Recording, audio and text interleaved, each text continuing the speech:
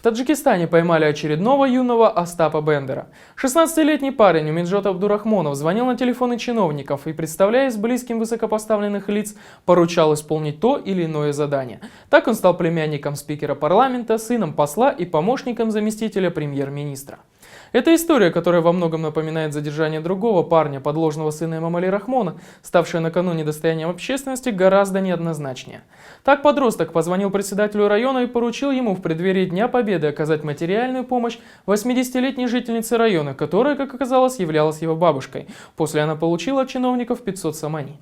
Затем Умиджон, у которого родители находятся в разводе и он вместе с матерью проживает в съемной квартире, позвонил новой жене отца, представился сотрудником Верховного суда и пригрозил большим штрафом за невыплату его отцом положенных алиментов.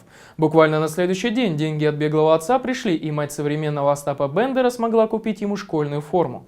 Сейчас Умиджон Абдурахмонов находится под стражей. Согласно закону, ему грозит тюремное заключение за мошенничество.